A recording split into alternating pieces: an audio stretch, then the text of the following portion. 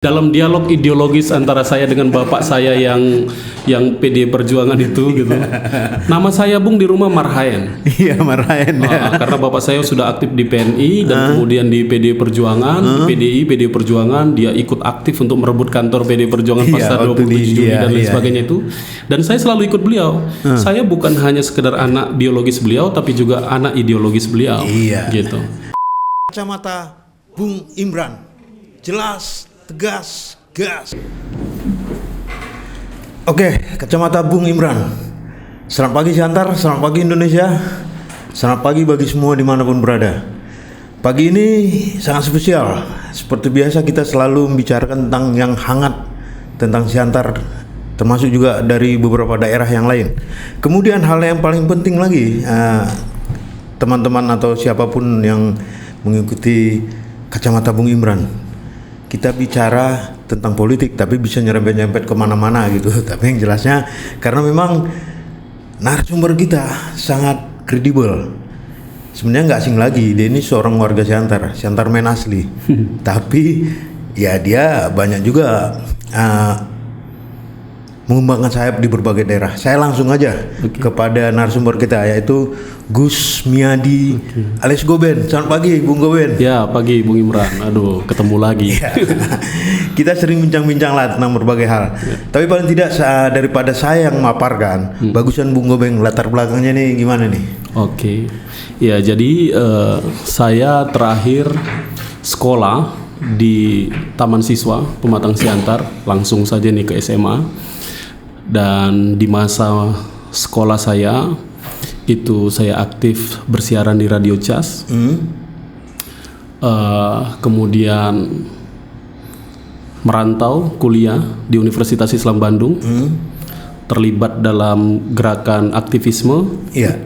Terakhir menjadi presiden mahasiswa di Universitas Islam Bandung, menjadi deklarator di BEM Nusantara, pusat konsolidasi kampus-kampus mahasiswa swasta di Indonesia, dan kemudian direkrut menjadi tenaga ahli di DPR RI.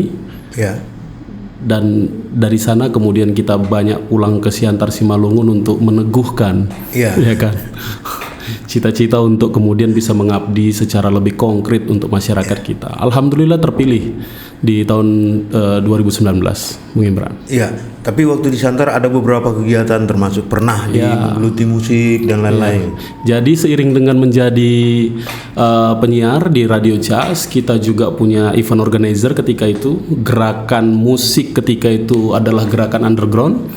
Saya menjadi bagian untuk mengkonsolidasi anak-anak underground itu, kemudian membuat event-event untuk teman-teman bisa aktualisasi. Kita punya banyak sekali komunitas, kita buat majalah dan lain sebagainya sebagai bagian dari ekspresi muda kita saat itu. Gitu, Bung.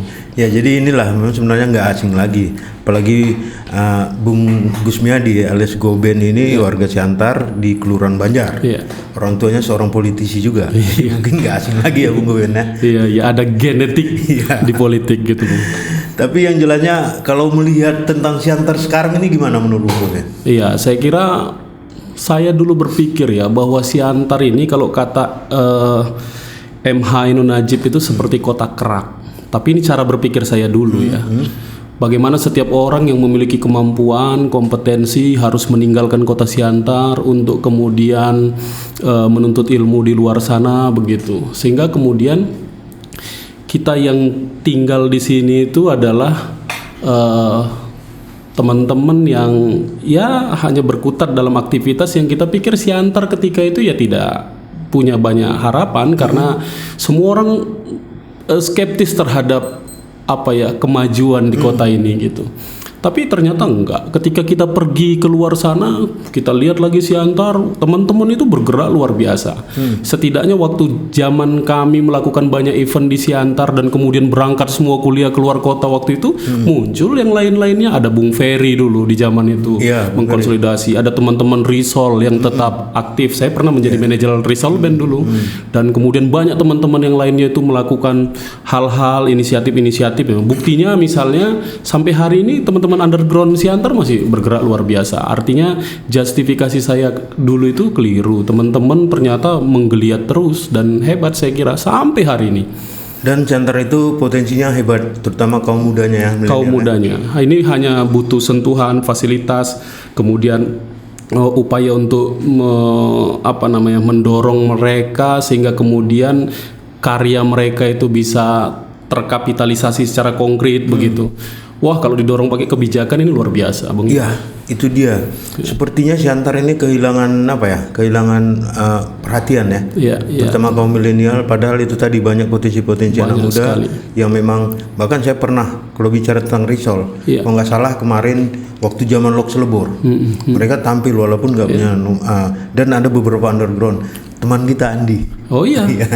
Ini mereka sekarang sedang mau bangkit lagi. Saya, Tengku Ibnu Wikana dan banyak lagi teman-teman sedang dikonsolidir sama Richard, salah satu personil di Risol itu untuk mereka mulai membuat video klip. Jadi yang ada di video klip itu adalah teman-teman lama yang udah ninggalin Siantar dan kemudian dijadikan bagian dari klip-klip itu. Jadi nggak ada matinya teman-teman. Mantap.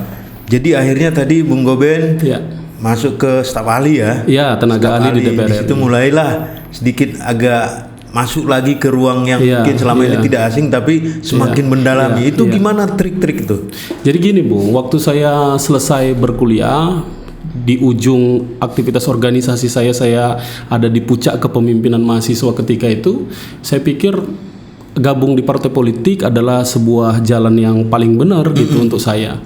Tapi memang saya ini punya kelemahan untuk urusan yang hidup dan beraktivitas hanya berdasarkan proposal, minta senior dan lain sebagainya. Sehingga aktif di dunia politik waktu itu hanya menghabiskan uang dan kemudian tidak menjadi apapun. Saya pikir kayaknya saya harus berdaulat dulu secara ekonomi. Maka kemudian saya putuskan untuk keluar dari partai politik dan kemudian saya bangun usaha saya. Saya sempat bekerja sebagai manajer area di perusahaan penerbitan, percetakan. Kemudian saya punya usaha sendiri di bidang konveksi, percetakan dan lain sebagainya itu. Dan kemudian ketika saya siap, saya main lagi baru masuk ya, agak aman dulu rumahnya, diamankan dulu ya. Diamankan dulu rumahnya. Dan momentumnya adalah Pilpres di tahun 2014. Ya. Saya dipanggil oleh senior-senior saya angkatan 80-an. Mereka tentukan pilihan Pilpres saat itu adalah Prabowo Hatta. Saya dipanggil untuk melakukan operasi-operasi politik di sekitaran Jawa. Saya lakukan itu dan kemudian di sana saya ketemu elit-elit Gerindra. Iya. Pasca Pilpres saya direkrut menjadi tenaga ahli di fraksi Partai Gerindra. Ya, kemudian mengembangkan sayap juga ke Siantar Simalungun. Ya, karena saya bisa intip banyak program terutama di bidang pertanian di pemerintah pusat sana itu karena senior saya ketika itu pimpinan di Komisi 4 dan kemudian saya banyak bawa program ke Siantar Simalungun. Tapi sebelum ke sana saya mau tanya juga sama Bung Goben. Arti politik bagi Bung Goben apa? Ya, politik memperjuangkan hajat hidup orang banyak. Itu ya. Selesai sampai di sana. Tapi kalau mengatakan bahwa politik orientasinya kekuasaan gimana? Ya memang harus punya kekuasaan. Ya. Jadi Bung, dalam politik itu puncaknya hanya ada dua, legislatif, eksekutif. Dua-duanya ini kekuasaan. Bahwa kemudian di dua sektor ini selalu berdampak untuk orang banyak, yaitu memang targetnya. Di sana nanti kita harus mempengaruhi orang, di sana harus punya komunikasi politik yang baik, di sana harus punya kemampuan lobby, di sana harus punya kemampuan logistik dan lain sebagainya. Itu bagian dari anasir-anasir politik lah gitu. Tapi puncaknya adalah kesejahteraan rakyat. Artinya ketika kita mendapat kekuasaan berarti kita bisa untuk mengatur bagaimana regulasi untuk kesejahteraan rakyat. Bung, harga cabai, harga bawang ditentukan dari politik. Iya, itu dia. Nggak ada urusan. Saya bilang sama ibu-ibu itu bahwa kemudian kita ini berjuang di jalur politik ini tidak bisa insentif itu hanya kemudian disalurkan dengan seberapa besar uang yang ibu-ibu terima. Ini penting untuk soal harga cabai, harga bawang, harga pendidikan dan lain sebagainya. Gitu. Jadi kita pikir jangan alergi terhadap politik. Jangan, rusak kita nanti. Politikin kita ya. Oke, sebenarnya hal-hal yang politik ini memang kita pikir rakyat harus berpolitik dan cerdas, tapi kita pikir ada politik beretika. Oh iya, dan harusnya seperti itu. Bahwa kemudian kita kan bicara tentang politik jangka panjang ya. Iya. Kita tahulah setiap tiran itu pasti akan roboh. Setiap pemimpin yang otoriter pasti akan selesai. Maka kita harus bicara tentang bagaimana kemudian politik itu bisa berdampak. Ada legacy Iya. yang kemudian bisa diciptakan untuk kemudian kita dikenang menjadi pemimpin yang masyhur, baik, dan kemudian mensejarah. Itu yang penting. Ya, itu dia sejarah. Berganti rejim kita tetap lestari ya. Iya. Ya inilah, paling tidak memang banyak politikus muda yang kita pikir hanya sesaat setelah katakanlah tidak duduk lagi di legislatif, tenggelam. Ini kita pemilu kan udah, kalau nggak salah pasca reformasi ada 4 kali udah ya. Iya. Dan banyak politik muda yang justru tenggelam. Iya. Bung Goben gimana mandang itu? Iya, jadi memang dulu saya berpikir bahwa 98 sampai ke sini ini kita sebut sebagai transisi demokrasi. Dari otoritarian, kemudian teman-teman melakukan gerakan reformasi itu, dan kemudian kita harap kemudian terjadi proses transisi demokrasi. Demokrasi yang kita maksud adalah demokrasi substansial, bukan prosedural. Tapi kemudian memang tampaknya kita sangat sulit sekali keluar dari pola ini. Alhamdulillahnya reformasi menyisahkan pemilihan secara terbuka, sehingga kemudian kaum-kaum aktivis itu mendapatkan kesempatan untuk bisa bertarung di sana secara fair dengan banyak kandidat di partai politik, dan kemudian banyak kawan-kawan aktivis yang kemudian berhasil untuk memenangkan pertarungan. Dan ternyata mereka-mereka ini yang punya track record panjang dalam pergerakan, misalnya dalam konteks kemampuan komunikasi politik hebat, luar biasa. Dan kemudian mampu mereka buktikan itu, dan bahwa kemudian ada di antara kaum aktivis itu yang kemudian gagal pada suksesi berikutnya, ya memang penilaiannya nanti bisa macam-macam. Artinya sejauh mana dia konsisten, sebesar apa logistik yang dia punya, siapa lawannya saat itu jadi artinya harus punya analisa yang lebih jauh lagi. Menunjuk brand tersendiri lah ya. Ya, kita pikir ini memang, kalau Bung Goben sendiri dari daerah pemilihan Siantar Simalungun. Waktu itu perjuangan gimana tuh? Jadi berbekal program-program itu, kemudian. Oke, Bung Goben. Berbekal program-program. Kita break dulu. Siap. Untuk sementara reses.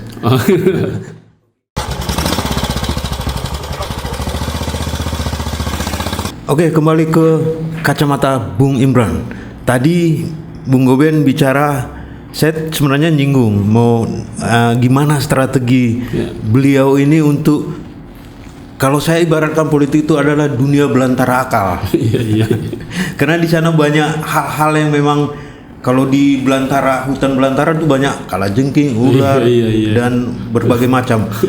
Bung Goben sendiri masuk ke hutan belantara akal itu bisa lolos, artinya Bung Goben bisa duduk menjadi anggota DPR. Ini tadi strategi melalui program apa gitu? Iya, jadi yang pertama tadi sebelum masuk ke program itu, bagi saya tidak ada lagi pilihan ketika saya fokus di dunia politik. Legislatif, eksekutif. Tapi kemudian kita pikir yang paling realistis adalah di legislatif, dan kemudian kita tentukan kita maju di sana. Nah, program-program tadi itu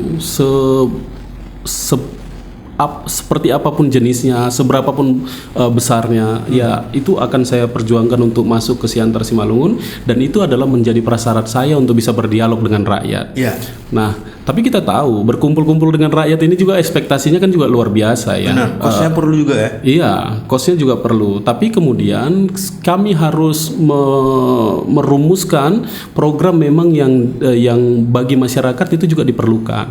Sehingga kemudian harapannya kepentingan masyarakat untuk mendengarkan kita bicara itu bukan berdasarkan harapannya kita sebagai calon legislatif, tapi karena kita mampu menyentuh kepentingan mereka. Nah, dari sana kemudian dari gerakan-gerakan kecil terus konsisten, simultan, dan lain sebagainya, akhirnya kita punya segmen yang cukup loyal di sana. Segmennya siapa tuh? Petani, kemudian anak-anak muda, kemudian kelompok agama, dan lain sebagainya. Itu karena kita tahu Pilpres kemarin itu kan segmentasinya cukup mengkerucut ya. Pertarungan antara Prabowo Sandi dan juga Jokowi Maruf Amin ketika itu segmentasinya kan juga terbelah. Benar. Dan kita fokus di sana sehingga kemudian kita coba untuk meramu setiap gerakan itu bukan berdasarkan ekspektasi masyarakatnya, tapi kita setiap turun ke lapangan sudah paham kita tentang kebutuhan masyarakat segmen ini kira-kira apa, dan kemudian kita bawa program itu gitu. Iya. Lebih khusus, lebih tegasnya mungkin segmen untuk kaum muda apa gitu. Iya, segmen untuk kaum muda misalnya kita nanti kerucutkan lagi di mana daerahnya. Misal, ketika jauh hari sebelum pemilu kita sudah proyeksikan bahwa kawasan Pematang Sidamani itu adalah menjadi poros utama untuk ke Danau Toba. Ini bisa dicontoh nih ya, Ya kan? mungkin ya nanti Misalnya begitu. strategi yang lain nih. Iya, di sana kita tahu ketika jalan ini bagus infrastrukturnya, maka orang pasti akan lebih senang ikut jalur ini ketimbang jalur parapat. Itu dia. Karena apa, di sana banyak truk, jalannya juga rusak, sempit, ada banyak jurang dan lain sebagainya. Dan yang terpenting adalah lewat jalur Sidamani orang bisa menemukan teh. Jadi dia bukan hanya dapat danau tapi juga dapat teh, panorama alam dan lain sebagainya. Begitu juga dengan petani kopi kita dan lain sebagainya. Nah, anak-anak muda kita kumpulkan, kita latih mereka tentang inisiatif, tentang komunikasi, tentang kreativitas dan lain sebagainya. Itu kita lakukan dalam jumlah-jumlah yang kecil tapi kemudian konsisten di banyak kampung dan lain sebagainya. Dan pada saat pemilu saya menjadi pemenang di partai saya di kecamatan ini. Di kecamatan itu. Iya. Tapi itu udah ada hitung-hitungnya ya, Udah pastinya. ada hitung-hitungan dan sangat spesifik kita membaca segmen itu. Yang jelasnya pertarungan waktu itu para gajah-gajah juga masuk tuh dalam. Tapi apa ya, kita tahu bahwa kita punya keterbatasan itu dulu. Iya. Maka kemudian semua atributisasi yang kita gunakan itu harus menjadi tesis Itu dia. terhadap untuk menjawab semua tantangan-tantangan itu. Jadi nggak bisa kalau kita nggak punya uang, nggak mungkin kita harus tampil elitis begitu ya. Kita harus menyesuaikan dengan apa yang kita punya dan kita harus punya gagasan untuk mengkompensasi keterbatasan logistik kita. Kemudian itu untuk segmen kaum muda. Petaninya seperti apa gitu? Ya, petani kita tahu ya bahwa kemudian sesungguhnya kita selalu saja dicekoki jargon bahwa alam kita kaya. Tapi ternyata petani kita kan juga miskin sampai hari ini. Nah, itu kan kemudian harus kita urut ya. Apa persoalannya? Misalnya hasil dari komoditas pertanian kopi tidak cukup baik. Faktornya apa? Teman-teman petani ternyata tidak main di hilir. Kita kuatkan hilirisasi, gitu kan. Kemudian ada keladi misalnya yang jadi hama selama ini. Nah, kemudian kita sama teman-teman membuat gerakan menanam keladi dan kemudian kita coba kapitalisasi menjadi produk hilir. Kemudian misalnya ternak selama ini kita punya banyak limbah pertanian tapi tidak jadikan asupan pakan ternak. Misalnya kita buat latihan fermentasi, pelatihan pakan dan lain sebagainya. Dan kumpul petani-petani itu 15 orang, 20 orang, tapi karena intensitas yang begitu dekat, kedekatan posisional terbangun dan itu nggak lari kemana-mana itu. Iya. Ini memang hal seperti dikatakan kayak proyek hilir, keladi. Dia bisa menjadi keripik ya. Iya. Keripik dan dibuat mereknya gitu Iya, dibuat mereknya itu Selamat Surya Afif, anak muda, petani, kurus, gagasannya luar biasa, dan kemudian mampu mengkapitalisasi banyak potensi yang ada di nagorinya menjadi sesuatu yang bernilai, gitu. Itu kopi salah satu yang sekarang lagi di tren itu yang kemarin kopi Sabas ya kalau nggak salah. Kopi Sabas ada, kopi Boras Pati ada. Kita kemarin itu jauh sebelum pemilu kita memberangkatkan sekitar 20-an petani kopi, termasuk Riko, anak muda yang sekarang berhasil untuk membuat kopi baren itu. Mereka berangkat ke Jember, latihan dari hulu sampai hilir. Di sana mereka lihat ada proses pengintegrasian lebah dan kopi. Sampai sekarang Mas Slamet Surya Apip yang tadi saya sebutkan jadi penghasil madu dari inspirasi itu merupakan sebuah perjalanan yang kemudian mewarnai lah begitu ya. Iya. Jadi mereka bisa dikatakan menjadi guru juga lah di lingkungan mereka ya. Harus kita panggil semangatnya untuk menjadi mentor-mentor yang lain. Ludiantoni Damani, kawan kita, mentor dari banyak sekali petani kopi yang ada di Simalungun ini. Sampai hari ini rumah produksinya itu menjadi laboratorium pengembangan cita rasa kopi. Jadi luar biasa, dan teman-teman kita itu yang merasakan bahwa kemudian pelatihan-pelatihan ini merupakan bagian kekuatan yang mereka miliki dulu dan kemudian bangkit hingga hari ini harus kembali lagi. ke basis-basis petani untuk melakukan edukasi. Ini dia, kita pikir banyak orang-orang katakanlah terlepas dari kemampuan dia, tapi ada kadangkala seorang insinyur pertanian malah enggan pulang ke kampung. Orang tuanya bilang gini, Bung Goben. Gini, Bung. Maaf. Saya berhadapan sama 50 orang mahasiswa pertanian di kampus pertanian. Saya tanya di ujung materi saya. Siapa yang mau jadi petani? 50 aja nggak ada yang mau jadi petani. Itu dia. Ini doktrin apa begitu loh? Orang tuanya bilang, ngapain kau sekolah kan jauh-jauh balik lagi ke kampung, dia bilang. Iya. Gitu. Jadi memang ada paradigma yang keliru. Tapi kemudian sekarang saya sudah berusaha untuk mengkapitalisasi gagasan itu untuk menjadi sesuatu yang lebih konkret dan kemudian bisa dilihat sama banyak orang. Saya bawa namanya Doni Setiawan, anak umur 21 tahun, nggak lulus, dia berhenti dari kuliahnya di Jambi, kemudian sekarang urus sekitar 100-an domba. Dan 1 bulan ketika saya wawancara dia, 1 bulan itu dia berhasil menjual 80 domba. Doni Setiawan, anak perdagangan, rumahnya di belakang sana itu, tapi mampu kelola itu semua dengan sangat baik. Dan banyak kawan-kawan yang lain yang hebat dan kemudian mampu membuktikan bahwa kemudian apa yang dimiliki alam kita ini mampu menghasilkan kesejahteraan buat mereka. Iya, ini sebenarnya pola pikir yang dibutuhkan. Iya, paradigma. Rakyat kita itu sebenarnya gigih. Di banyak kesempatan saya ketemu dengan mereka itu. Problem mereka itu mereka tidak ada yang mampu menyuluh. Gitu loh. Memaparkan tentang betapa strategisnya potensi yang dia miliki. Sudah ada ini barangnya tapi tidak dikelola. Iya. Kita bisa bicara tentang bagaimana kambing harusnya bisa gemuk dalam kurun waktu 3 bulan. Lembu bisa gemuk dalam waktu 3 bulan dan kemudian menghasilkan selisih margin yang luar biasa buat petani kita. Dan sekarang kita bertempur untuk mencerdaskan kawan-kawan itu sampai hari ini. Petani harus sejahtera. Harus sejahtera. Jangan saudagar yang sejahtera. Dan memiliki syarat untuk sejahtera. Nah, itu dia. Gitu. Strateginya itu kemarin tuh yang kontes apa? Kontes pedet. Itu gimana tuh? Bung. Jadi sekarang kita ini punya lembu, nggak harus punya kandang. Nggak harus ngarit, dipasrahkan dengan kebun-kebun itu. Begitu terus dari waktu ke waktu. Padahal teknologi sudah mampu untuk menciptakan merekayasa genetik sehingga kemudian petani kita itu bisa memiliki nilai tambah dari hasil yang dia miliki. Misal dia punya lembu betina kemudian melahirkan. Ini gennya gen biasa, lembu kampung kalau kita bilang. Sekali brojol melahirkan harganya 1,5 juta, 2 juta. Tapi kalau diinseminasi, disuntik kawinnya, dia bisa menghasilkan sekali brojol ini 4 jutaan. 4 jutaan. Jadi 2 kali lipat bisa dihasilkan dari proses teknologi yang sebenarnya tersedia banyak di kita. Ya, Gitu. ini sebenarnya Bung Goben ini berbau dengan lumpur. Berpegang-pegangan dengan kotoran ternak gitu ya. Bagian dari keseharian sekali. Jadi terbayangkan nggak itu selama ini? Jadi sebenarnya karena motivasi. Dulu saya hanya menjadi fasilitator. Kita belajar tentang pelatihan pakan, kita belajar tentang ternak, kita bicara tentang pengolahan kompos dan lain sebagainya. Fungsi saya sebagai fasilitator. Saya bawa kawan-kawan saya yang ahli di bidang itu.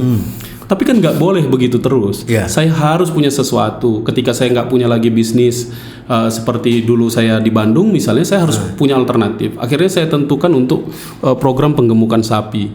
Tapi saya niatkan kalau saya berhasil maka ini kandang ini akan menjadi pusat laboratorium, laboratorium gerakannya untuk penggemukan sapi. Kawan-kawan dari mana saja bisa kita hadirkan di sana untuk kemudian kita bisa ini. Saya sekarang sedang meyakinkan banyak teman-teman yang bergerak di bidang penggemukan untuk kita buat event bongkar resep penggemukan. Jadi misalnya Bung Dayat di Dolok Malela, dia berhasil menggemukkan sapi 1,5 sampai 2 kg per hari, gitu. Kemudian ada Roy Sinambela, anak muda, dia bisa menggemukkan sapi 1 kilo sampai 1,5 kilo per hari. Kemudian ada siapa lagi? Nah, harapan kita peternak itu kita konsolidasi, kemudian hadir di situ, mereka bisa lihat kalau resepnya Dayat misalnya bisa menghasilkan berapa kilo dan kemudian harganya berapa per hari per ekor. Roy Sinambela kita berharap dia bisa bongkar misalnya begitu ya, berapa harga per hari per ekornya, berapa kenaikannya dalam sebulan. Kemudian siapa lagi sehingga kemudian itu tadi petani kita ini disuluh dengan cara yang konkret seperti itu, buktinya ada dan kemudian mereka harapannya bisa melakukan perubahan. Iya, katakanlah adanya perubahan kesejahteraan mereka gimana? Iya, Bung, misal gini ya, ini mohon maaf ini teknis sekali. Kalau ada pakan untuk sapi harganya 15.000 per hari per ekor, kemudian kemampuan untuk naik berat bobotnya satu hari 1 kilogram aja. 1 kilogram berat kotor sekarang harganya 52.000. Tapi modalnya 15.000. Ya. Di situ setiap hari petani kita menghasilkan keuntungan sampai 4 bulan, sampai 5 bulan, sampai 6 bulan dan kemudian pada puncaknya mereka akan mendapatkan selisih margin yang luar biasa. Ya. Akhirnya memang itu tadi politik untuk kesejahteraan kita pikir ternyata memang nyata ya. Dan itu berlaku untuk kambing, berlaku untuk ayam, berlaku untuk ternak-ternak kita yang lain. Iya. Gitu. Tapi yang jelasnya Bung Goben, tantangan awal. Ya. Biasa kan kalau orang-orang peternak itu yang terutama yang lebih dulu lah. Kami dari dulu udah gini kok. Ya. Ngapain diajari gitu. Akhirnya pendekatan itu kan ada sedikit katakanlah agak tantangan yang dihadapi juga berat. Iya, dengan kawan-kawan itu kemudian dengan kawan-kawan aktivis yang sering bersama dengan saya, kita udah berkomitmen. Kita mungkin kumpulkan 1.000 orang, hanya 1 orang yang mau ikut ini apa yang kita gagas ini, dan itu nggak ada masalah. Karena kita tahu masyarakat kita ini latah. Kalau udah ada yang berhasil ikut, itu dia. Mereka harus butuh contoh konkret yang notabene adalah tetangganya, temennya, sehingga kemudian mereka ikut. Biarkan saja ini bergulir seperti bola salju, pelan-pelan kita aktivis gerakan ini harus telaten, komit, sabar gitu, dan insya Allah sampai hari ini luar biasa banyak yang ikutin itu. Setelah saya posting misalnya saya buat pelatihan pakan di Bukit Rejo di daerah Sidamanik sana, ternyata banyak yang japri, Bang apa aja resepnya Bang, ini segala macam, luar biasa. Ya inilah memang kadang-kala nggak hanya sekedar ngomong tapi dibuktikan dengan karya dan orang lain melihat oh ternyata dia berhasil, ikut juga akhirnya. Iya. Tapi ini tadi kita bicara tentang masalah pertanian, masalah ternak, hal-hal seperti ini kan sebenarnya Kabupaten Simalungun khususnya itu kan daerah pertanian. Iya. Apa yang Bung Goben lihat lah khusus tentang petani? Problema mereka seperti apa sekarang? Iya, Bung. Jadi yang paling besar sebenarnya dari perspektif kebijakan dulu ya. Irigasi kita ini banyak persoalan. Air kita itu hari ini tidak cukup bisa sampai ke lahan-lahan mereka, sehingga kemudian mulailah mereka mengalihkan jenis tanaman yang mereka tanam. Itu indikator pertama itu. Kalau sudah kayak gitu nanti nggak bisa alir lagi, nggak bisa lagi untuk jadi dijadikan lahan persawahan atau lahan pertanian, mulailah dijual dan lain sebagainya. Itu satu problem kita. Yang kedua, saya kira kita juga harus kritik sikap masyarakat kita sejauh ini ya. Saya selalu berani sampaikan ini karena ini merupakan bagian dari fakta. Ada irigasi bagus, karena kemudian sedimentasi dari waktu ke waktu semakin tinggi, pasir-pasir itu, dan kemudian masyarakat nggak gotong royong untuk itu, betul. Maka parit misalnya yang tadinya bagus itu karena sedimentasi jadi rusak, atau kemudian airnya berlimpah ke jalan. Dan kemudian jalan itu menjadi rusak. Orang sibuk kritik soal jalan, padahal jalan itu terkena imbas dari irigasi yang tidak benar tadi. Dan kemudian karena sedimentasi yang tadi tidak dibenerin, kemudian airnya tidak sampai di ujung. Jadi saya lihat dua problem ini yang kemudian mewarnai dunia pertanian kita, dan kemudian ini menjadi problem mendasar menurut saya. Yang kedua soal kemauan untuk merubah perilaku pertanian. Sekarang kan banyak cara yang bagus ya. Banyak teknologi, banyak teknik yang kemudian bisa diterapkan. Tapi memang kita ini masih cenderung agak sulit untuk berubah. Iya.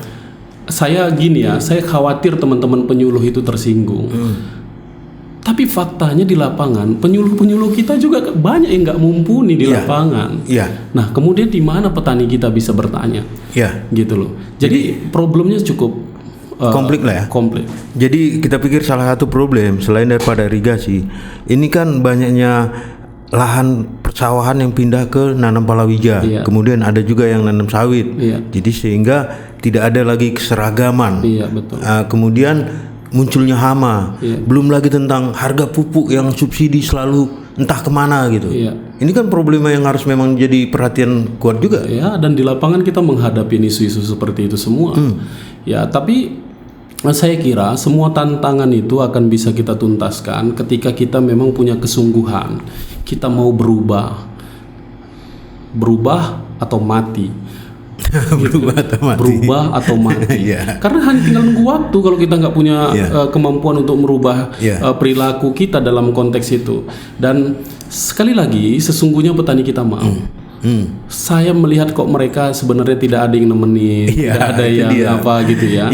Gitu. Termasuk soal-soal pupuk subsidi dan lain sebagainya itu sebenarnya untuk menyemangati mereka. Tapi jangan lupa kita punya banyak sumber pupuk yang berasal dari alam gitu, tapi juga kan tidak kita kelola. Gitu. Itu kemarin tuh pupuk buatan seperti dari kompos atau katakanlah pakan ternak yang bisa diambil dari lingkungan itu kan udah jadi ya. Jadi dan banyak sekali. Satu saat saya menyemangati Agun. Agun ini anak di Sidamanik. Dia punya tempat untuk menggiling jagung.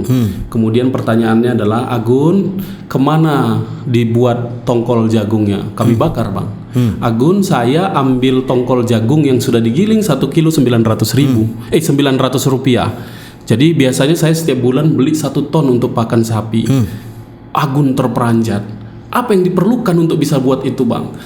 Ya, saya bawa Agun, saya selalu begitu. Kalau ada orang yang kelihatan antusias, saya bawa. Saya bawa dia untuk kemudian lihat mesin penggilingan, proses penggilingan dan lain sebagainya. Dan hebatnya Agun, 1 minggu kemudian dia beli mesinnya. Dan kemarin saya mulai mengambil 1 ton hasil produksi Agun untuk saya gunakan di kandang saya. Wah, berarti dia bisa lebih memberikan nilai tambah dan dia punya komunitas atau kelompok tani atau apa, kelompok ternak. Dia punya kelompok tani jagung. Saya ketemu Agun ini relawan saya, tapi saya ketemu lagi sama Agun ketika saya ikut mendistribusikan benih jagung untuk 153 hektar di kawasan Pematang Sidamani, dan kemudian saya bicara tentang bagaimana pengelolaan limbah. Bung, jagung itu hari ini tidak harus dipetik buahnya, tapi separuh dari jagung muda itu udah bisa dibeli batangnya semua sama peternakan lembu kita. 1 kilo pakan ternaknya. 1 kilo rumpunnya di situ ada jagungnya 500 perak, Bung. Untuk pakan ternak. Artinya bisa nggak memenuhi kebutuhan atau banyak nggak pesanan kepada permintaan? Banyak bisa nggak terpenuhi gitu? Terpenuhi. Jadi begini, kami dan kawan-kawan peternak yang lain sangat membutuhkan abu jagung itu, dan kadang-kadang sulit mencarinya. Sementara di sisi yang lain kita lihat banyak yang dibakar. Gitu. Makanya saya pikir ini ketika dikonsolidasi, saya yakin ketika petani-petani kita tercerahkan, ini semua bisa dioptimalkan. Ini memang pemikiran-pemikiran seperti ini memang harus dijalarkanlah sampai ke pelosok desa. Jadi hal-hal seperti ini terutama kaum muda. Jangan lagi terlena, saatnya bangkit. Dan saya pikir kita harus menjadi bagian dari itu. Dan menjadi catatan penting juga, kita pikir kaum muda ini kan merupakan suatu motor ya. Jangan malulah jadi petani. Harusnya begitu, Bung. Dan kita bangga juga lah dengan kopi Simalungun sudah mulai naik berkat kaum muda. Jadi dulu kopi Sidikalang top, padahal bahannya dari Simalungun. Kita harus berterima kasih sama aktivis-aktivis kopi. Kuncinya adalah mereka memperjuangkan indikasi geografis. Ketika indikasi geografis ini diperjuangkan, maka Sidikalang tidak boleh mengklaim kopi Simalungun itu sebagai kopi Sidikalang. Sehingga kemudian semua petani kita di setiap daerah punya kesempatan untuk bisa mencicipi kesejahteraan berasal dari bangkitnya kopi di Indonesia ini. Kita pikir inilah hal yang menjadi semakin Saya merinding bicara tentang potensi Simalungun yang belum diberdayakan. Untuk itu kaum muda memang harus bangkit seperti kata Bung Goben. Kita nanti akan bicarakan banyak hal apa sebenarnya yang dia udah perjuangkan sebagai anggota DPR daerah pemilihan Siantar Simalungun yang dia bawa ke Sumatera Utara. Ya.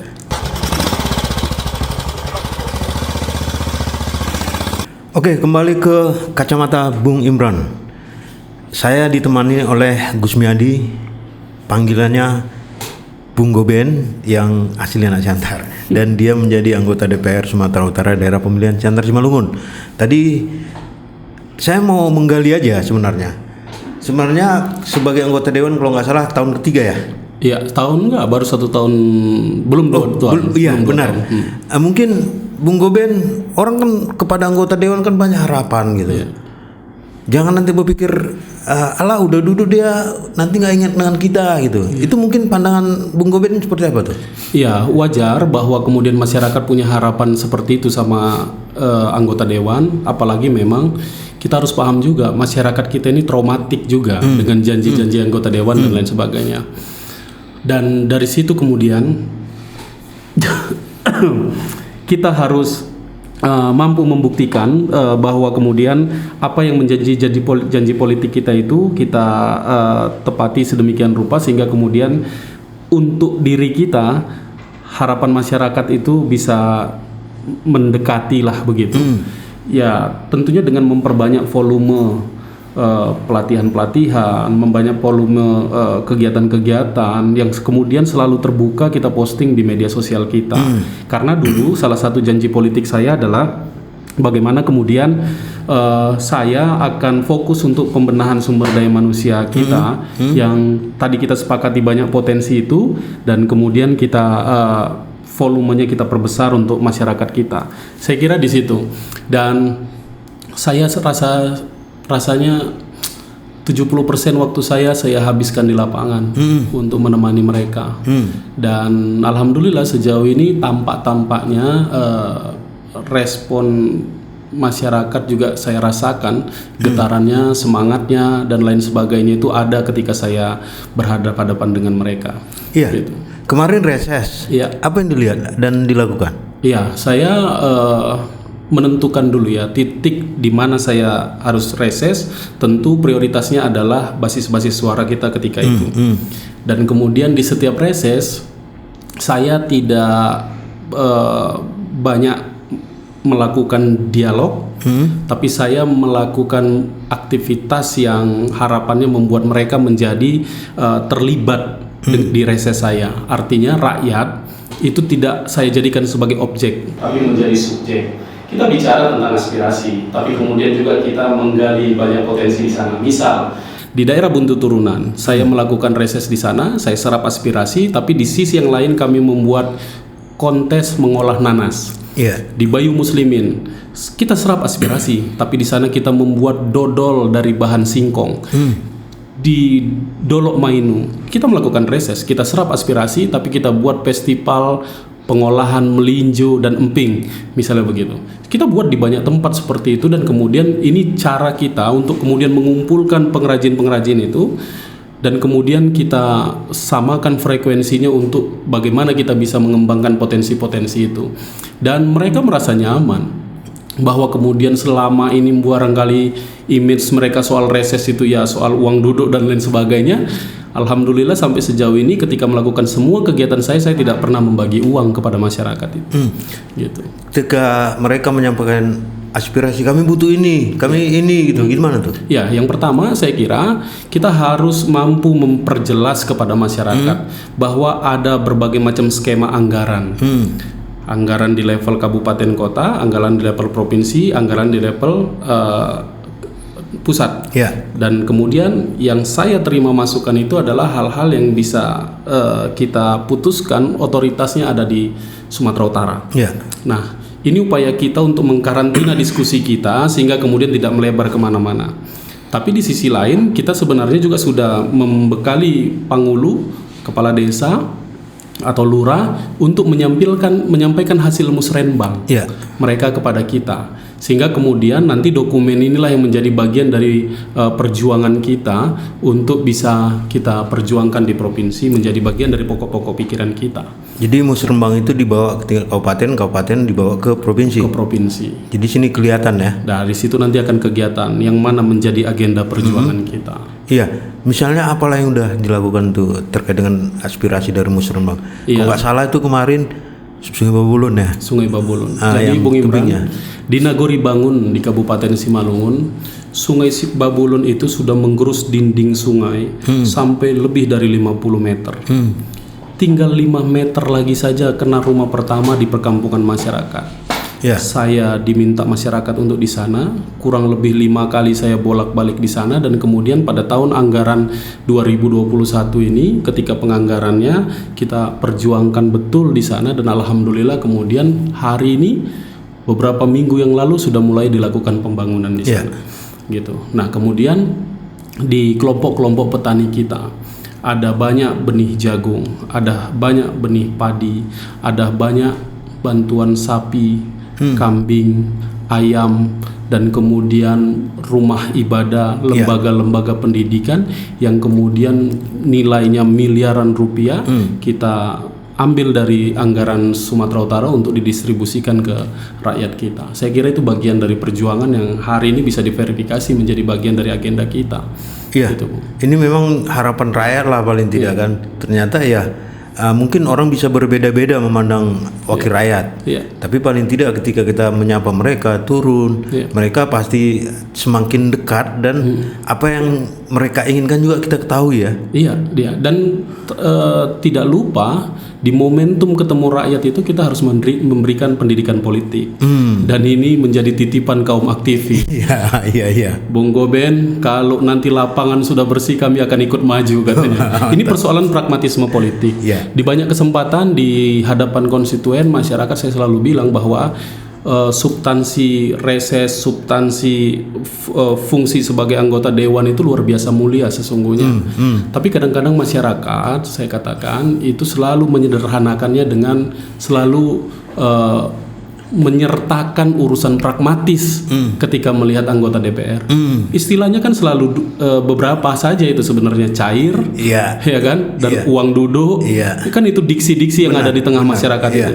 Dan saya katakan bahwa diksi-diksi yang kontraproduktif inilah yang membuat anggota DPR banyak tidak berani turun ke lapangan. Nah, ini dia. Karena dia menjadi sangat berat bebannya untuk berhadapan sama rakyat, karena rakyat banyak ya, atau selama ini persepsinya hanya menyertakan dua diksi itu untuk bicara soal wakil rakyat.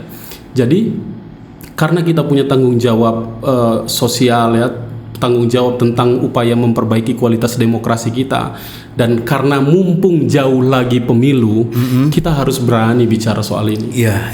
Gitu. Kalau kita bicara tentang pragmatis, mungkin ketika pemilu yang lalu juga orang berapa berani, Piro, kan? Jadi pemikiran itu masih tetap mengikutin, sehingga saat ini kita memberikan pendidikan politik itu kan tugas daripada partai melalui anggota saya kira masing-masing. Dan itu kalau ternyata berhasil atau semakin hari semakin terkikis, kawan-kawan aktivis yang punya kompetensi, kapasitas, ini akan punya peluang untuk mereka bisa bertarung dan kemudian mengabdi ke rakyat dengan cara yang benar. Ini kita pikir Bung Goben ini sebenarnya sama dengan sedang menanam sekarang. Dia memupuk tanaman sehingga besar, nanti orang ingat, oh ini hasil dari si Anu gitu. Nah ini pragmatisnya ya. Dan tetap hemat lah. Hemat. Ya, walaupun pada dasarnya kos ketika sebelum pemilu kan sudah kita tanam keluar uang juga kan. Iya. Kos politik itu kan kalau saya mengartikannya urusan-urusan operasional. Saya harus berangkat ke Nagori A, saya butuh bensin. Saya harus berangkat ke Nagori B, saya butuh barangkali menjamu yang datang dengan gorengan begitu ya. Kita belum lagi bicara tentang money politik. Kita bicara soal kos politik. Itu juga sudah relatif besar. Dan saya bersyukur sekali bahwa kemudian senior-senior, kawan-kawan kemudian patungan dulu di tahun 2019 untuk saya, dan itu menjadi energi besar untuk kita relawan ya dulu ya. Untuk merebut kekuasaan ini kan. Oke, yang jelasnya ini memang hal seperti ini banyak hal yang memang bisa menjadi, katakanlah menjadi contoh lah. Tapi yang jelasnya kita bicara tentang anggaran dulu. Ini APBD Sumatera Utara sedang Ya, sebentar ini kami akan masukin pembahasan tentang anggaran perubahan di tahun 2021 Ya. dan sudah pasang kuda-kuda untuk tahun 2022 dan ini merupakan bagian dari momentum pertarungan kita. itu dia. Mungkin apa ini perubahan Ya. untuk mengurangi atau menambahi anggaran yang sudah ada. Iya. Ada nggak catatan-catatan yang dibawa dari Siantar dan Simalungun? Iya, Bung. Jadi saya di Komisi B bergerak di bidang pertanian, peternakan, ekonomi, kehutanan dan lain sebagainya. Kemudian saya juga punya beban hasil dari reses dan lain sebagainya. Kami sedang berjuang, Bung, di provinsi itu. Anggota dewan 100 orang tampaknya solid untuk memperjuangkan BKP, bantuan keuangan provinsi. Jadi bantuan keuangan provinsi ini bisa diakses oleh kabupaten kota. Ya. Berdasarkan plotting yang kita coba untuk bangun di APBD provinsi. Harapannya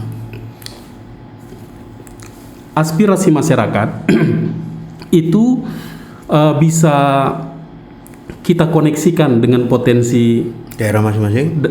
daerah masing-masing dengan potensi anggaran yang tadi kita sebut dengan nomenklatur BKP ini. Iya.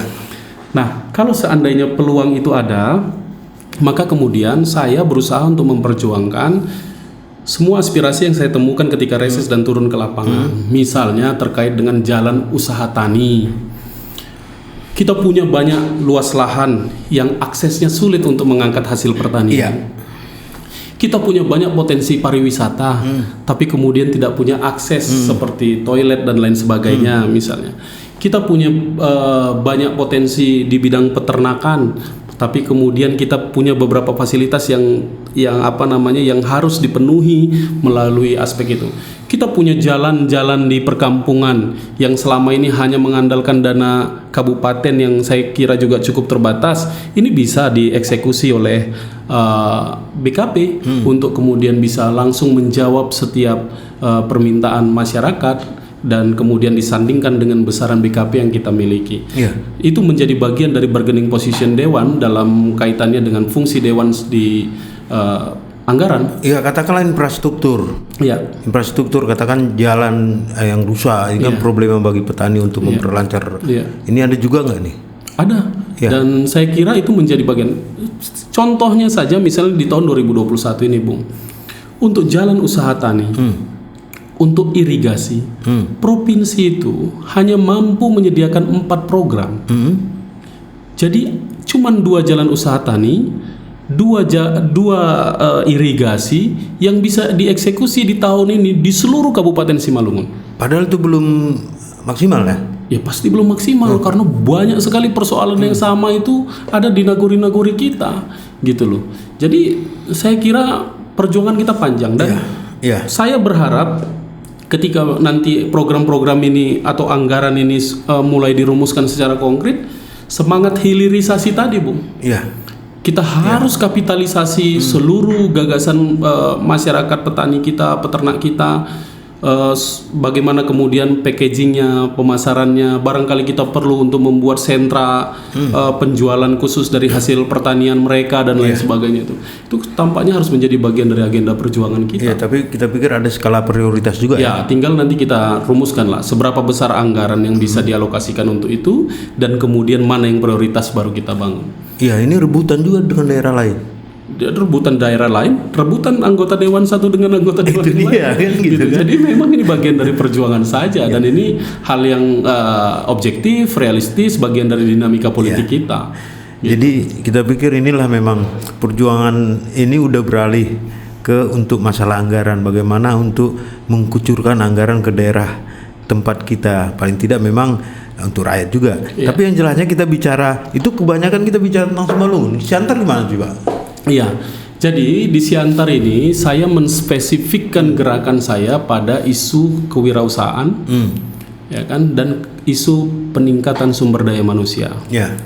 Kalau kewirausahaan kita melakukan banyak kegiatan, misalnya festival kuliner kering dan basah, dan kemudian pesertanya kita gabungkan dalam satu grup, kemudian ada program mentorship. Kita minta ini pelaku UKM yang sudah berhasil ini, misalnya Bung Sitorus Aidil Sitorus, dia pengembang UMKM berbasis jamur misalnya. Kita minta beliau untuk mendampingi. Kemudian ada Heri Timbul Harahap, dia berhasil membuat pala. Iya. Dan kita minta beliau untuk ngurusin emak-emak yang bergerak di bidang kuliner. Iya. Ada Selamat Surya Apip, kita minta. Banyak hal yang harus diadvokasi di aktivitas UMKM ibu-ibu kita ini, dan kemudian harapannya bisa mendorong. Itu yang pertama. Yang kedua tentang bagaimana meningkatkan sumber daya manusia. Saya lebih tertarik bicara di level komunitas. Jadi Bung, Republik ini membutuhkan kerelawanan. Dan sumber potensinya ada di komunitas-komunitas anak muda yang ada di Siantar. Begitu juga sebenarnya yang ada di Simalungun. Nah, inilah yang kemudian kita coba rawat, kita coba bina, kita coba arahkan, dan kemudian harapannya bisa menjadi gelombang salju pergerakan untuk membangun kesejahteraan masyarakat. Kami di dalam diskusi-diskusi kelompok kami sudah sampai pada kesimpulan bahwa ini anak-anak komunitas ini pada satu saat ketika kondisi ekonominya tidak terpenuhi, mereka pasti akan mulai kesana kesini nih.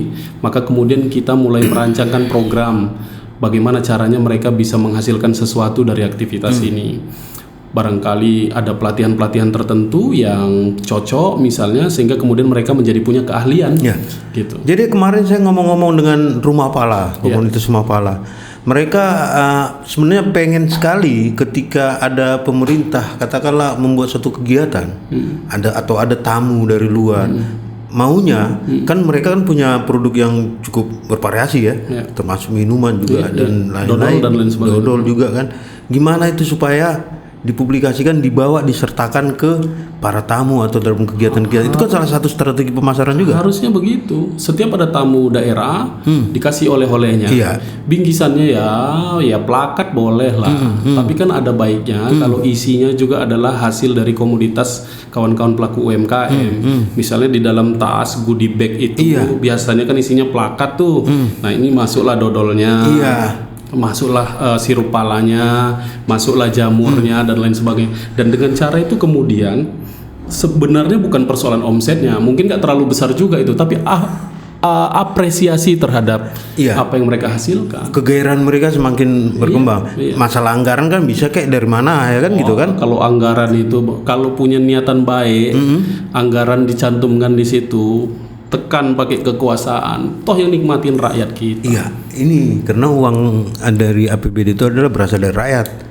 Dan harus kembali ke rakyat. Dan gini Bu, kita harus mendefinisikan ulang soal oleh-oleh kita.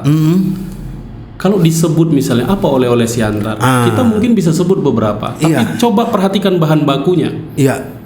Tidak ada yang bermuatan lokal. Saya tidak mau sebutkan merek untuk kita kaji di sini gitu ya. Tapi kita membutuhkan bahan baku lokal yang artinya itu bersentuhan dengan hajat hidup petani kita, gitu loh. Kalau itu dikapitalisasi menjadi oleh-oleh, kemudian diapresiasi menjadi sesuatu kebaruan dalam dunia UMKM dan bisnis oleh-oleh kita, itu kan akan luar biasa. Nah, sekarang di mana fungsi pemerintah misalnya untuk menjadikan sesuatu sebagai etalase dari hasil kreativitas teman-teman juga kan sampai hari ini misalnya belum ada. Itu sebenarnya bagian dari cita-cita kita yang harus kita perjuangkan sehingga kemudian ini menjadi terkapitalisasi secara konkret. Kemarin juga dia bilang pernah ikut expo atau pameran di Medan. Tapi mereka berjuang sendiri untuk bisa menerobos. Kita pikir, saya prihatin juga lihatnya. Jadi ketika ada musrenbang, mereka suarakan itu gitu. Tapi ternyata hasil dari musrenbang itu dianggap mungkin tidak prioritas, padahal kita pikir kan itu namanya harusnya kan nggak hanya pembangunan fisik lah yang diperkuat gitu. Jadi saya insya Allah menjadi bagian dari teman-teman lah ya. Beberapa surat itu kita keluarin untuk bisa mendampingi mereka agar supaya bisa memperkuat posisi mereka untuk bisa masuk di pelatihan, masuk di bantuan dan lain sebagainya. Ya intinya negara harus mengadvokasi mereka. Gitu loh. Dan kalau sudah ada sampai di titik itu, mereka kan bisa lebih cepat lagi berkembang. Gitu. Dan ya kalau ini kan pengakuan mereka ya, bahwa kemudian ya mereka masih merasa barangkali sendirian untuk bisa berkembang. Ya itu merupakan otokritik juga buat Ya kami lah sebut begitu. Tapi alhamdulillah yang Bung sebutkan tadi itu kita insya Allah bagian dari sejarah mereka. Iya, mudah-mudahan kita pikir mereka lah bisa tidak berjalan sendiri, tapi ada yang mendukung dan menjadikan salah satu ikon lah oleh Siantar. Jangan hanya yang seperti kita katakan tadi, karena ini memang katakan bahan bakunya juga bisa dari daerah kita sendiri. Kemudian apalagi di masa pandemi ini, Bung. Saya banyaklah melihat potensi luar biasa bergeraknya tanpa intervensi kita gitu. Artinya apa? Artinya mereka rakyat kita ini luar biasa sebenarnya menghadapi tantangan ini. Ada Ibu Rahma saat ini membuat jamu. Miftahul Rahma namanya. Di kawasan Sibatu-Batu. Dia membuat jamu dengan berbagai macam varian dan dijual secara online. Dia sebut itu bagian dari upaya kita menangkal COVID misalnya. Dan luar biasa hasilnya dari sana. Begitu juga dengan Aji, mahasiswa yang selalu daring saja. Sekarang sudah memproduksi tahu balik sendiri dan kemudian dijual secara online dan lain sebagainya. Dan banyak kawan-kawan kita yang lain mampu menghasilkan itu. Dan itu hebat. Ya, kita pikir bicara tentang pandemi COVID memang pada sana perekonomian masyarakat memang sedang lesu. Belum begitu pulih. Mungkin ada trik-trik atau strategi yang sudah dilakukan, memang ini juga belum maksimal. Paling tidak, mungkin Bung Goben apa yang ingin sampaikan? Iya, jadi Bung, sebelum sampai ke situ, di masa pandemi ini, sekurang-kurangnya 20-an kegiatan pasar murah kita lakukan. Untuk bisa mengurangi beban masyarakat itu menghadapi COVID-19 seperti hari ini. Yang kedua, kami lakukan berbagai macam kegiatan untuk kemudian memotivasi pelaku-pelaku usaha yang baru ini seperti festival, kontes dan lain sebagainya. Kemudian program logo gratis saya juga masih tetap jalan buat teman-teman pelaku usaha karena logo merupakan satu kekuatan untuk bisa menjadi bagian dari proses pemasaran mereka misalnya. Dan selanjutnya ya kita dorong mereka untuk bisa lebih aktif di media sosial karena COVID ini kan identik dengan tidak bisa bertatap muka dan lain sebagainya sehingga proses penjualan itu dilakukan secara COD dan lain sebagainya itu. Banyak teman kita yang sekarang tiba-tiba menjadi jual madu, tiba-tiba menjadi jual jamu seperti saya sebutkan tadi, hal-hal yang kemudian bisa memperkuat imun dan lain sebagainya itu.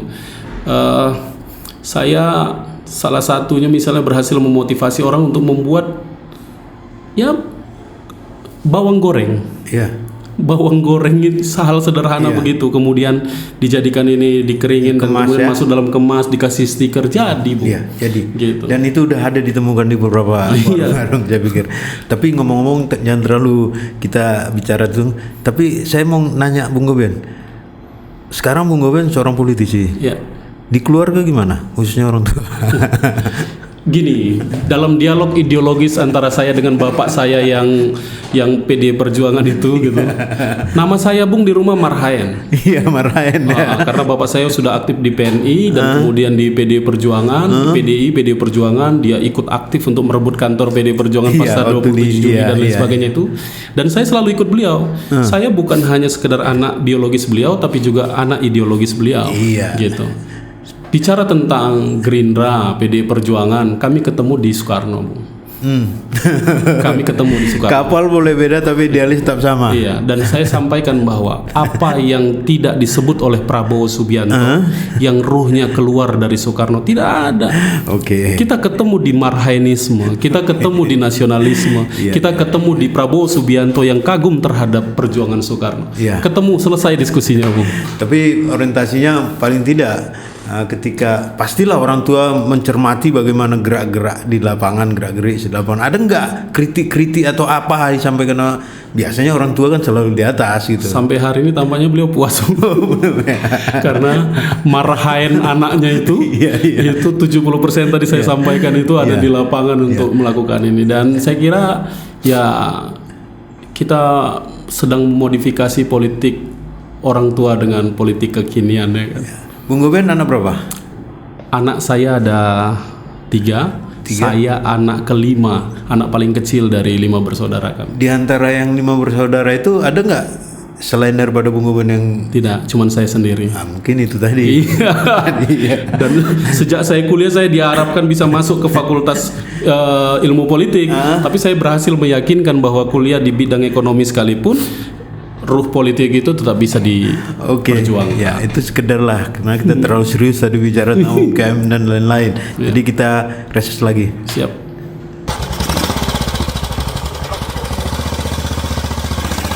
Oke, kembali ke kacamata Bung Imran. Tadi udah banyak lah dibicarakan mulai dari petani, peternak, UMKM dan berbagai hal termasuk perjuangan daripada Bung Kusmiadi atau Bung Goben di pertarungan untuk mengambil bagian daripada anggaran untuk disampaikan ke daerah dan berbagai hal yang memang memotivasi kaum muda. Tapi yang jelasnya ini perjuangan belum selesai. Ya. Banyak hal yang memang harus dilakukan. Paling tidak tadi kita udah bicara tentang anggaran sedang diperjuangkan. Ada nggak rasa optimisme supaya anggaran itu bisa cepat, terutama ini terkait dengan masalah PPKM dan COVID dan lain-lain tuh? Iya, iya Bung. Jadi saya kira saya punya waktu 3 tahunan lebih untuk bisa membawa sesuatu yang jauh lebih konkret ya ke daerah pemilihan kita ini. Dan saya pikir saya harus optimis untuk itu. Setidaknya 1 tahun, 6 bulan, 7 bulan ini saya sudah belajar bagaimana kemudian bisa siasatin itu sebagai salah satu bagian dari perjuangan saya. Bung, kita harus mulai menyelesaikan berbagai macam tugas kita secara substansial, mendasar. Sekarang saya sedang menggalang kawan-kawan petani untuk bisa membuat koperasi. Kami menamakan koperasi itu sebagai Kopertan Indonesia, Koperasi Pergerakan Petani Peternak Indonesia. Dan saya sudah mulai menghubungkan ini dengan dinas koperasi di Sumatera Utara. Kita harus rebut sumber-sumber pakan untuk aktivitas peternakan kita.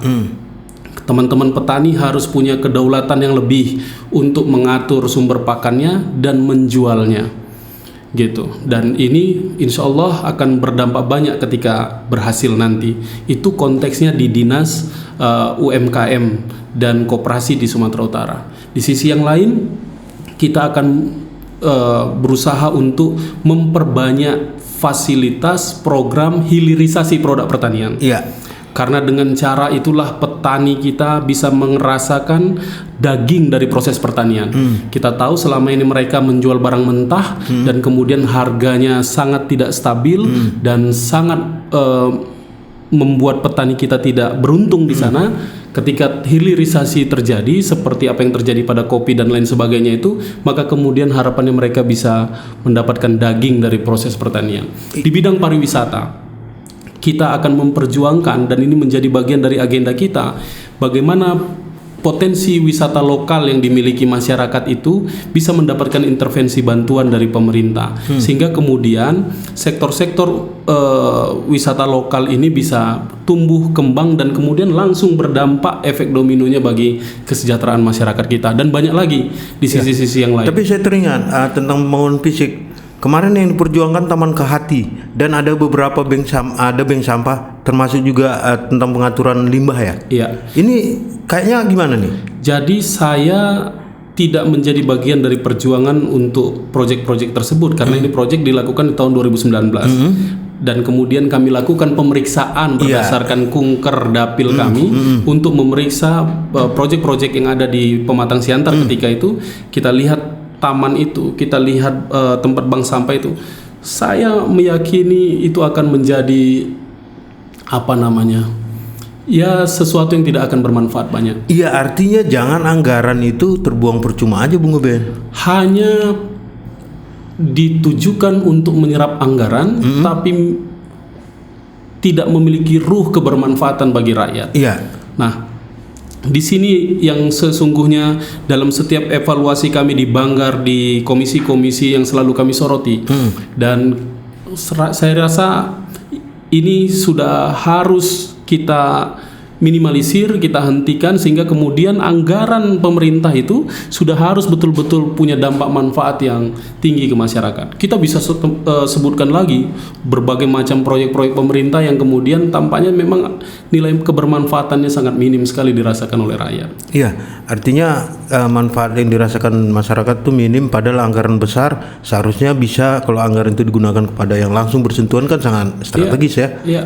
Kita pikir inilah memang kritikan-kritikan dari masyarakat Siantar khususnya. Iya. Itu Taman Kehati udah seperti apa juga nggak jelas. Begitu juga dengan bank sampah. Bisa nggak ditekan supaya gimana lah?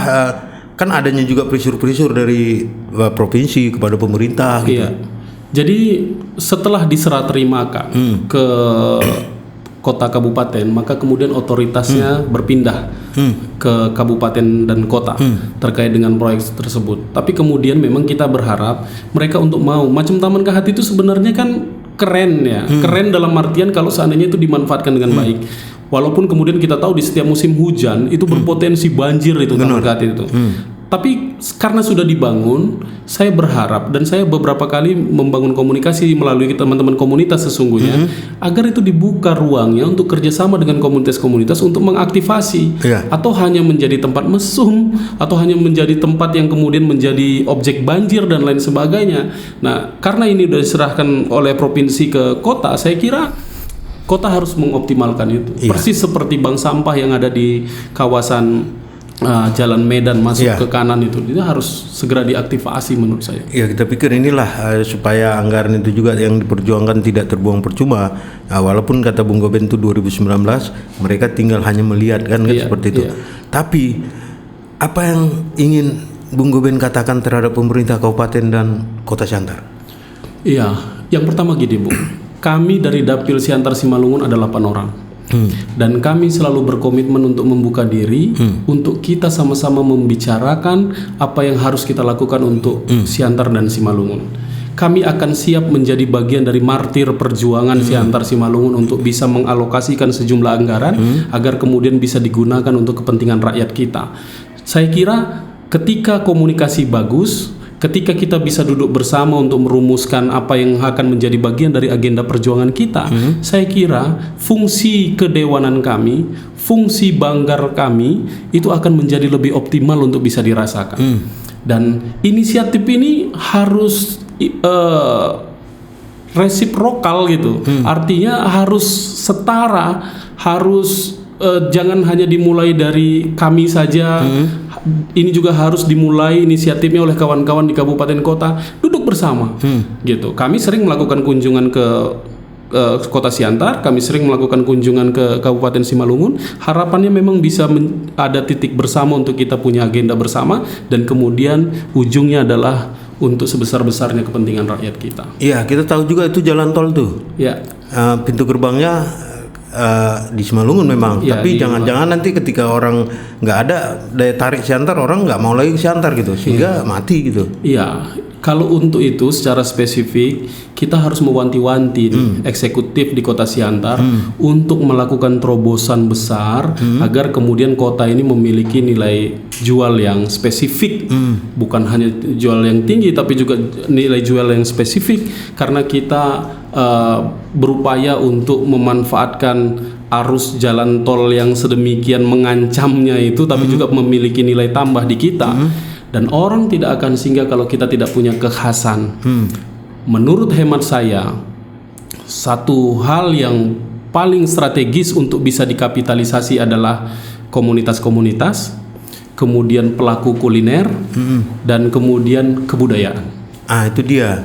Ini jadi daya tarik memang, tidak hanya sekedar ketika mereka makan bisa melihat tentang bagaimana tampilan kearifan lokal gitu, dan banyak hal yang memang bisa diberdayakan. Apalagi kalau seandainya Siantar memiliki universitas negeri. Itu dia. Kalau kita punya universitas negeri, maka kemudian efek dominonya akan luar biasa banyak. Kalau kita punya universitas negeri, maka kemudian akan berdatangan potensi-potensi dari berbagai macam daerah, kemudian dipadukan dengan penguatan kapasitas komunitas-komunitas, dipadukan dengan kekuatan kuliner, dipadukan dengan kreativitas budaya dan lain sebagainya, dan kemudian kita akan tumbuh menjadi kota yang hebat. Ya, kemarin kita udah ngomong-ngomong dengan Bapeda tentang Universitas Negeri itu memang planningnya udah ada, tapi ada nggak kendala nanti ketika terjadi pergantian kepala daerah? Ini kan suatu hal saya kira kalau sudah dimasukkan dalam rencana jangka menengah atau kemudian jangka panjang, harusnya itu bisa dikunci mati oleh kita semuanya. Itu dia. Tapi Bung Imran, pilihan jurusan terhadap universitas negeri itu harus relevan dengan kebutuhan lokal kita. Iya. Pertanian. Nggak harus universitas lah, bisa institut ya. Iya. Pertanian, kemudian pariwisata, kemudian seni budaya misalnya seperti itu. Itu harus menjadi bagian dari rangkaian strategi besar kita untuk kemudian bisa menjadi bagian dari blueprint kita membangun kota ini. Ya, ini itu rencana strategis yang memang harus diperhatikan lah tentang jurusan, karena memang kita potensi kita pariwisata, pertanian dan beberapa hal yang lain memang untuk seni dan budaya. Tapi Bung Goben, harapan orang ada nggak pernah kecewa kepada Bung Goben rakyat sendiri, marah gitu, kenapa ini gini enggak? Ya, paling banyak Bung, misalnya di soal pertanian itu adalah soal pupuk subsidi. Misalnya seperti itu. Atau kemudian soal masyarakat, bayangin 70% waktu saya habiskan di lapangan itu juga belum bisa memenuhi ekspektasi masyarakat untuk intens ketemu kan? Karena memang Simalungun ini luas sekali, dengan Siantar apalagi, dan kemudian tentu agenda kita banyak luar biasa, dan saya pikir saya selalu berusaha mensosialisasikan Facebook saya sebagai bagian dari dari jaringan kita untuk bisa tetap membangun komunikasi. Kadang-kadang orang kecewa karena juga tidak memahami secara utuh apa yang kita lakukan.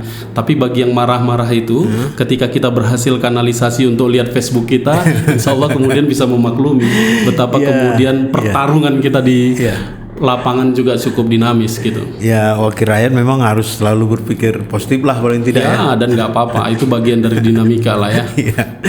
Dan kayaknya memang Bung Goben banyak hal memang yang kita ingin bicarakan, tapi mungkin dalam kesempatan berbeda bisa kita lebih panjang lagi. Mungkin Bung Goben punya saran, kritik atau pandangan atau apapun namanya di closing statement. Iya. Jadi Bung, untuk kita semua, berbagai macam persoalan itu bersumber dari kemauan kita untuk mampu bergerak bersama-sama untuk menciptakan solusi di tengah masyarakat. Pemerintah dengan segala macam keterbatasannya tentu tidak akan mampu mengintervensi setiap persoalan. Saya ingin katakan bahwa kita membutuhkan banyak sekali aktor pergerakan agar kemudian proses perubahan ini bisa secara simultan cepat terjadi di tengah masyarakat kita. Kita punya sumber daya yang luar biasa dari sisi manusia, kita punya sumber daya alam yang luar biasa. Kondisi geografis Simalungun dan Siantar ini cukup strategis. Di Simalungun atas kita punya komunitas spesifik, di Simalungun bawah yang cenderung datar punya sesuatu yang sifatnya spesifik sebagai bagian dari sumber daya, dan Siantar merupakan epicentrum kita untuk bisa menjadi etalase dari semua potensi itu. Nah, setiap persoalan-persoalan yang ada di kita ini membutuhkan pendampingan, membutuhkan advokasi. Kita membutuhkan aktor gerakan, aktor perubahan yang menjadi bagian termaju dari masa untuk bisa menjadi bagian dari solusi bersama kita. Kalau itu terjadi, maka kemudian ini akan punya dampak untuk bisa mendidik pemerintah. Karena kecenderungan kekuasaan itu biasanya cukup mapan dia, tidak cukup dinamis. Saya selalu punya jargon di lapangan itu, mendidik rakyat dengan pergerakan, mendidik pemerintah dengan perlawanan. Dan ketika ini terjadi sesuatu yang sifatnya secara simultan, dinamis, dan dinamikanya menjadi konstruktif, maka kemudian semua kita bisa tumbuh. Bagaimana produktivitas petani padi bisa meningkat, bagaimana lembu-lembu yang dikelola oleh petani kita bisa cepat gemuk, demikian juga dengan kambing, demikian juga dengan ayam kampung, demikian juga singkong kita, demikian juga jagung kita, demikian juga ikan kita, dan lain sebagainya. Ya, inilah memang. Tapi Bung Goben punya target sebelum periode ini selesai, apa mungkin yang akan ada suatu keinginan yang bisa diciptakan? Iya. Jadi kalau dulu kita bicaranya gagasan, sekarang harus udah mulai merancang sesuatu yang sifatnya spesifik dan monumental. Maka kemudian saya bicara tentang koperasi tadi. Maka kita bicara tentang produk-produk masyarakat tadi. Maka kita bicara tentang lembaga-lembaga pendidikan untuk meningkatkan sumber daya manusia tadi. Ketika ini sudah terlembagakan, dan fase selanjutnya adalah bagaimana kemudian ini bisa berjalan secara konsisten, dan itu artinya akan banyak rakyat yang menerima manfaat dari gerakan ini. Ya, kita pikir itu harapan rakyat ya, sangat sekali, karena memang rakyat sudah mempercayakan Bung Goben sebagai wakil rakyat untuk membawa aspirasi mereka, dan besar harapan rakyat sebenarnya. Bung Goben tidak hanya sekedar berbincang di sini, tapi bekerja secara nyata lagi, kita pikir. Oke, kayaknya memang hal-hal yang Anda anggap penting bisa tarik sendiri, tapi kesimpulan tergantung Anda sendiri juga. Jadi akhir kata kami mohon pamit, sampai ketemu kesempatan berbeda, dan Horas. Oke.